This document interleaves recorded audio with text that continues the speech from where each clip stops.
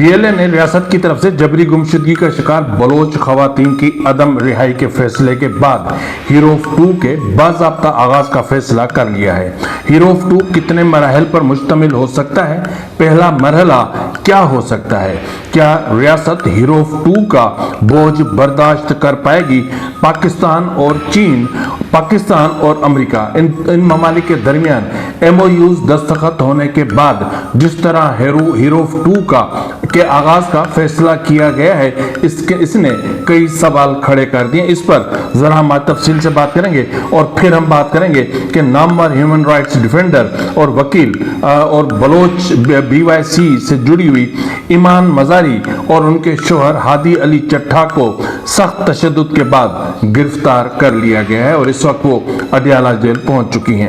کیا پاکستان اسلامی جمہوریہ کہلوانے کے قابل رہ گیا ہے؟ ایمان مزاری کی والدہ شیرین مزاری نے ایمان مزاری کے حوالے سے شبہ ظاہر کیا ہے کہ ایمان مزاری کو جس انداز میں گرفتار کیا گیا ہے اسے لگتا ہے کہ اس کو قتل کیا جا سکتا ہے۔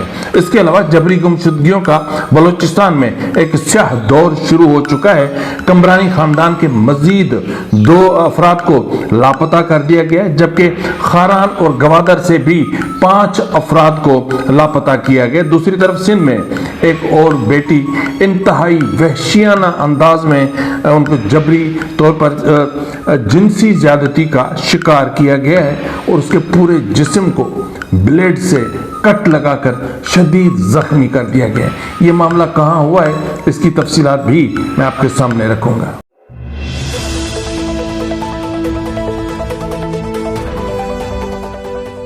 بسم اللہ الرحمن الرحیم۔ السلام علیکم ناظرین، یہ فرواد NB نیوز، میں ہوں آپ کا میزبان نواز بھٹو ایک نئے ویلاگ کے ساتھ۔ آپ سے وہی گزارش ہے کہ ابھی تک اگر آپ نے میرے چینل کو سبسکرائب نہیں کیا تو پلیز کر لیں، بیل آئکن بھی پریس کر لیا کریں اور لائک بھی کیا کریں، شیئر بھی کیا کریں۔ آپ خود اور اپنے رشتہ داروں اور دوستوں کو بھی کہیں کہ وہ بھی میرے چینل کو سبسکرائب کریں تاکہ میری ریچ میں اضافہ ہو سکے۔ اس وقت آپ کو پتہ ہے کہ پاکستان ایک عجیب ہی دور سے گزر رہا ہے۔ پاکستان اس دور سے گزر رہا ہے جہاں یوں سمجھ لیں کہ ایک بدترین آمریت سے بھی ایک بدترین دور ہے۔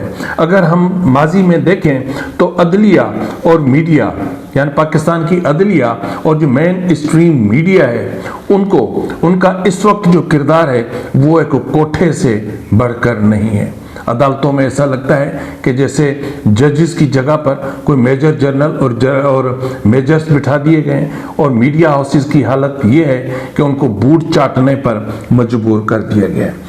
پچھلے دنوں آپ نے دیکھا ہوگا کہ ایمان مزاری پر جس طرح حملہ ہوا ہے، جس طرح ان کی گرفتاری آج عمل میں آئی ہے، یا جس طرح ان کے شوہر ہادی علی چٹھا کو گرفتار کیا گیا ہے، یہ بیسیکلی ایمان مزاری کی گرفتاری نہیں ہے، بلکہ یہ تمام جو بارس ہیں ان بارس کی پولیٹکس پر حکومت اور ریاست کا ایک مضحکہ خیز تمانچہ ہے۔ کیونکہ آپ کو پتا ہوگا کہ جب سے یہ گورنمنٹ آئی ہے تب سے پاکستان کی بار کی سیاست جو ہے وہ اعظم نذیر تارڑ کی انگلیوں کے اشاروں پر ناچ رہی ہے۔ سپریم کورٹ بار ہو یا پھر کوئی بھی بار اس وقت حکومتوں سے بھرپور فوائد لے رہے ہیں، لیکن اس بار انہوں نے جس طرح اسٹینڈ لیا ایمان مزاری کے حوالے سے، وہ بھی ایک اپنے آپ میں ریکارڈ ہے۔ کنٹرولڈ عدلیہ، کنٹرولڈ میڈیا اور پھر ملٹری اسٹیبلشمنٹ گٹھ جوڑ، یہ وہ گٹھ جوڑ ہیں جنہوں نے ہمیشہ انصاف، جمہوریت اور انسانی بنیادی حقوق اور اظہار رائے پر قدغن ہی لگائی ہے۔ آئین کو کمزور کرنے کی سازشیں کی ہیں۔ کہاں سے شروع کریں؟ جسٹس منیر سے یا مولوی مشتاق سے؟ جسٹس یحییٰ افریدی سے شروع کریں یا کہاں تک جا کر ختم کریں؟ اب چھوٹی سی مثال لے لیں نا، جسٹس قاضی فائز عیسیٰ کی، ہم نے اس کو کیا سمجھا تھا، کیا سمجھ کر اس کی فیور کی تھی، لیکن آج پاکستان جس امریت سے جونج رہا ہے اس کی ریسپانسبلٹی قاضی فائز عیسیٰ کے کاندھوں پر ہے۔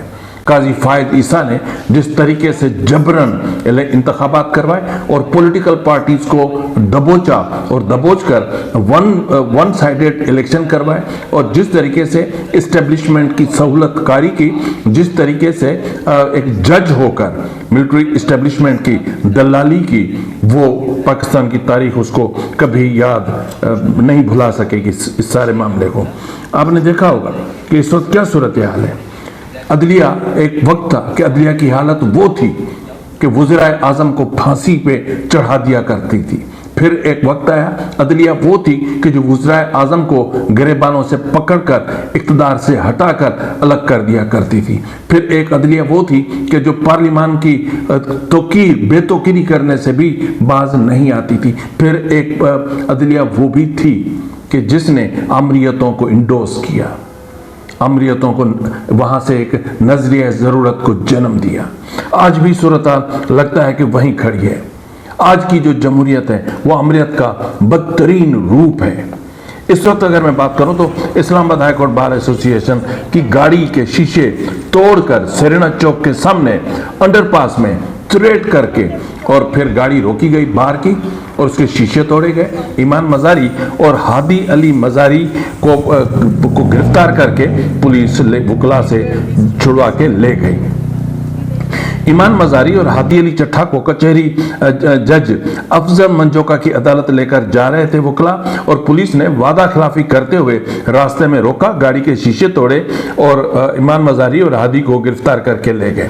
اب تازہ ترین صورتحال یہ ہے کہ انسداد دہشت گردی کے جج ابو الحسنات نے نامعلوم سیل بند FIR نمبر 72/25 تھانہ سیکریٹریٹ میں 7 دن کی پولیس ریمانڈ کی درخواست مسترد کرتے ہوئے ایڈوکیٹ ایمان مزاری اور ایڈوکیٹ ہادی علی چٹھا کو جوڈیشل ریمانڈ پر اڈیالہ جیل بھیجنے کے احکامات جاری کر دیے ہیں۔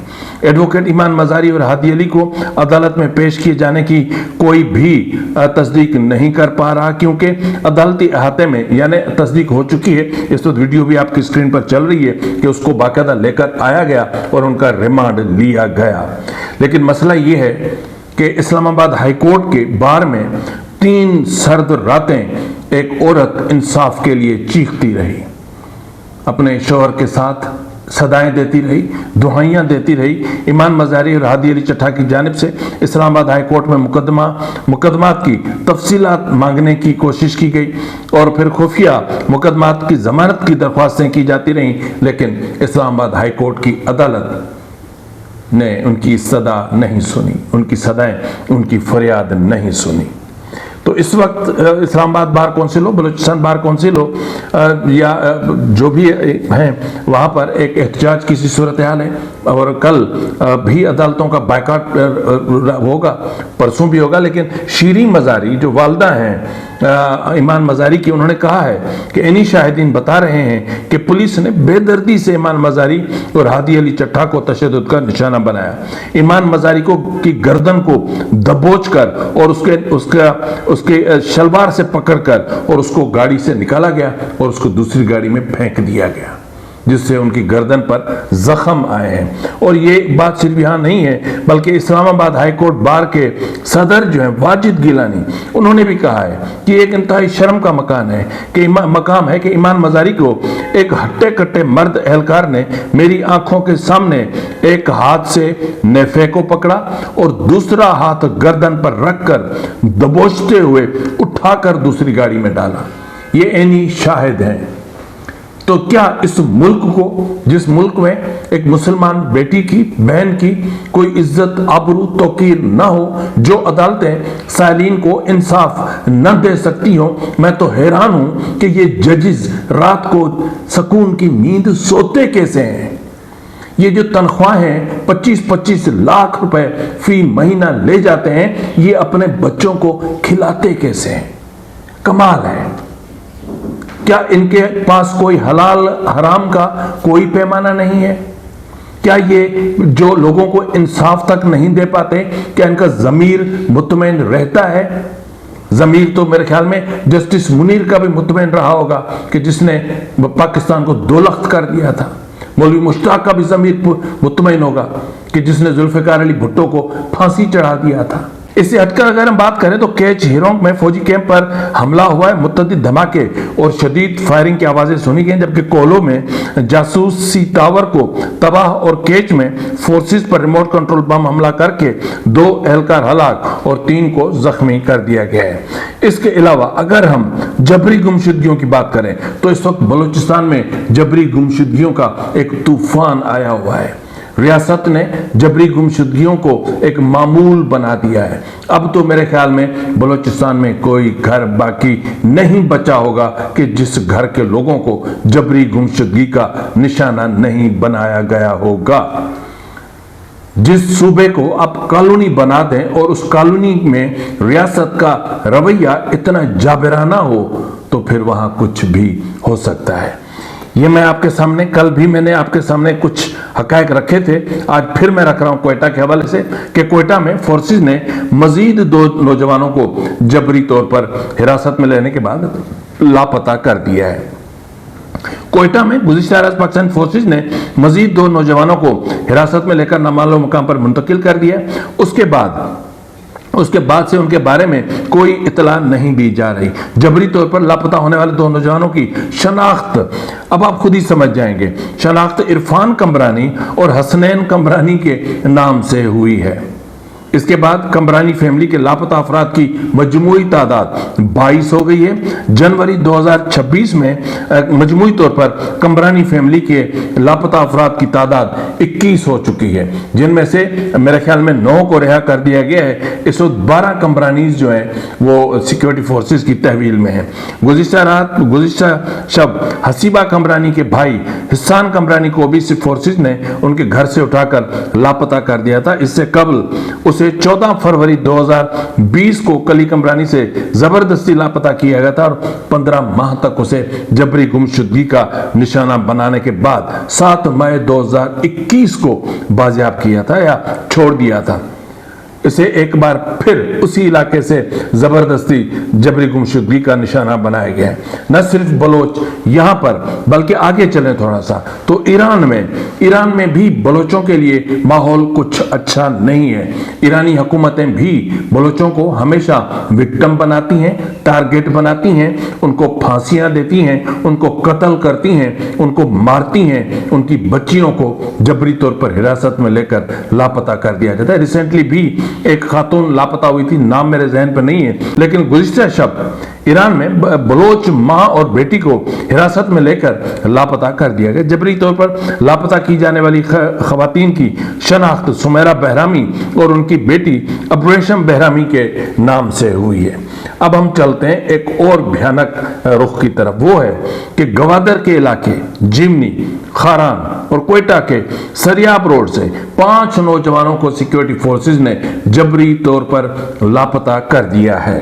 अब आदाद शुमार अगर हम सिचुएशन देखें तो लापता होने वालों में बालाच वल्द मोहम्मद हसन और एहसान वल्द मोहम्मद हसन, ये मेरे ख्याल में भाई लगते हैं, जो फेडरल उर्दू यूनिवर्सिटी कराची के ग्रेजुएट हैं। इनके घर पर छापा मारकर जबरी तौर पर हिरासत में लिया गया और फिर उन्हें लापता कर दिया गया।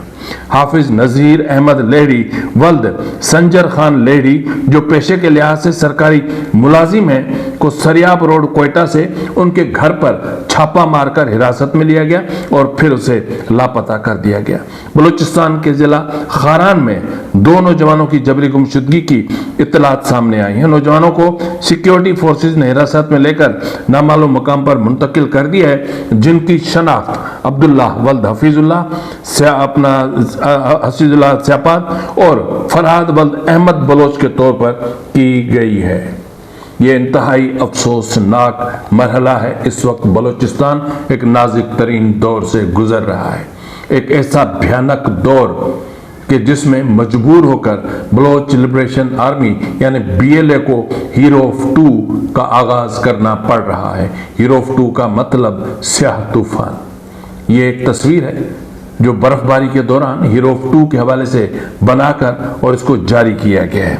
अब इसके हवाले से जो चीज़ें सामने आ रही हैं वो ये है, ये फैसला उस वक्त किया गया है जब रियासत और BLA के दरमियान जो एक राबता चल रहा था آزاد جو ہے وہ ایک درمیانی جو کیا بولتے ہیں اس کو میڈیٹر یا اس کے حوالے سے اس کی ناکامی کے بعد یعنی ریاست نے جب بلوچ لاپتہ جبری گمشدگی کا شکار بلوچ لاپتہ خواتین کو رہا کرنے سے صاف انکار کر دیا تو اس کے بعد بی ایل اے نے ہیرو 2 کو لانچ کرنے کا فیصلہ کر دیا۔ اب اس کے حوالے سے کچھ ہی دن پہلے میں دیکھ رہا تھا بی ایل اے کے سربراہ بشیر احمد زیب کو جو کہہ رہے تھے کہ آپریشن ہیرو 2 ہماری تاریخ کا وہ باب ہوگا جو دشمن کے زوال اور ہماری حاکمیت کا آغاز لکھے گا۔ ہم زیادہ تیار ہیں، زیادہ منظم ہیں، زیادہ سخت جان ہیں۔ یہ جنگ صرف بارود اور گولی کی نہیں، یہ جنگ عزم اور ارادے کی ہے۔ یہ جنگ نظم اور قربانی کی ہے۔ آپریشن ہیرو 2 بڑا تباہ کن اور خطرناک موڑ ثابت ہوگا۔ بالآخر پاکستان کو امن کے لیے بھیک مانگنی پڑے گی۔ ہیرو 2 کا دوسرا مرحلہ وہ زلزلہ ہوگا جو دشمن کے قدموں تلے جو ہے وہ زمین تک نکال دے گا۔ آپریشن ہیرو تو محض ایک معمولی جھٹکا تھا۔ تو آپریشن ہیرو 2 کے حوالے سے جو اطلاعات موصول ہو رہی ہیں وہ بہت ہی خطرناک ہیں۔ اطلاعات یہ ہیں کہ سردیوں میں آپریشن ہیرو 2 ایک ٹارگیٹڈ کارروائیوں پر ممکنہ طور پر مشتمل ہو سکتا ہے۔ اس حوالے سے جو مجھے اطلاعات موصول ہو رہی ہیں اس کے حساب سے میں کہہ سکتا ہوں کہ جو پہلا مرحلہ ہوگا وہ ٹارگیٹڈ کارروائیاں ہوں گی۔ اس کے حوالے سے مجید بریگیڈ نے ریکی مکمل کر لی ہے اور پھر جو ان کی ان کی سیکیورٹی اپنا انٹیلیجنس ونگ ہے انہوں نے بھی مکمل ریکی کر لی ہے اور جو بھی ایک تفصیلی ایک رپورٹ ہے وہ بی ایل اے اور مجید بریگیڈ کی قیادت کے سپرد کر دی گئی ہے۔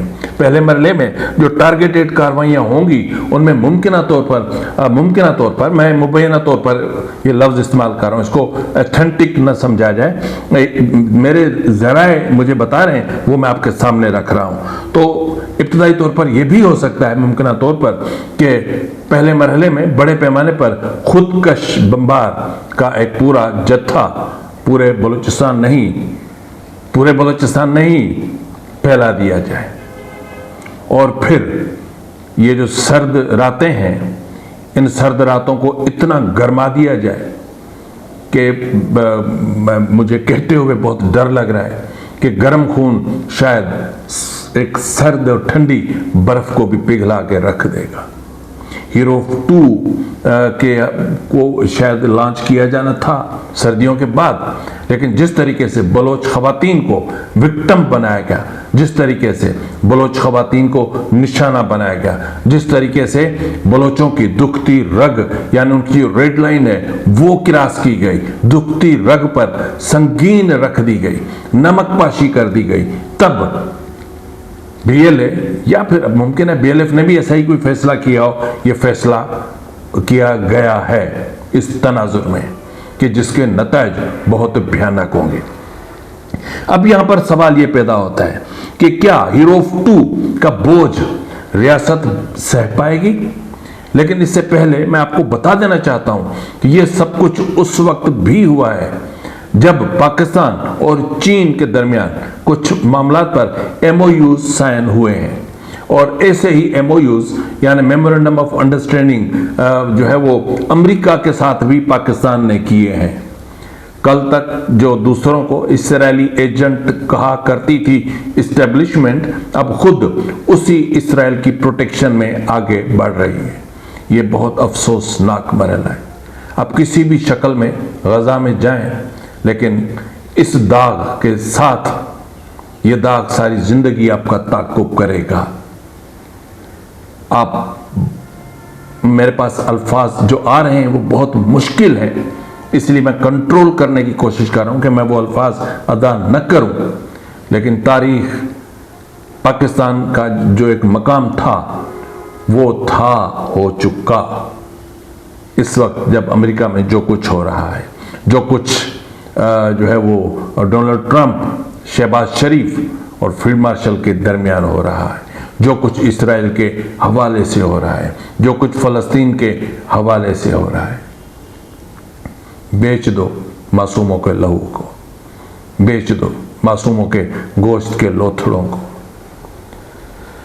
बहरहाल ये उस वक्त हो रहा है जब ये MOU साइन हो रहे हैं, तो क्योंकि अब इस मरहले पर BLA समझती है कि अगर इस मरहले पर कोई भरपूर रिस्पॉन्ड न किया गया तो मुमकिन है कि चीन की तरह अमेरिका भी बाज़ाब्ता तौर पर बलूचिस्तान में दाखिल हो जाए और बलूचिस्तान में वो भी रिकॉर्डिंग प्रोजेक्ट में सोन की तलाश में और दीगर मामलात की तलाश में घुस जाए और फिर ये जंग एक इंतहाई मुश्किल शक्ल अख्तियार कर जाए। इसीलिए मैं ये कह रहा हूं कि इस वक्त पाकिस्तान की रियासत हीरो ऑफ 2 का बोझ बर्दाश्त करने की सकत इसलिए नहीं रखती क्योंकि अब इस मौजूदा जो रजीम है उसने इंटरनेशनली बहुत ज़्यादा कमिटमेंट्स कर रखी हैं। उन कमिटमेंट्स को निभाना बहुत मुश्किल काम है। फिलहाल के लिए इतना ही, मिलते हैं अगले प्रोग्राम में, तब तक इजाज़त दीजिए। फी अमान अल्लाह।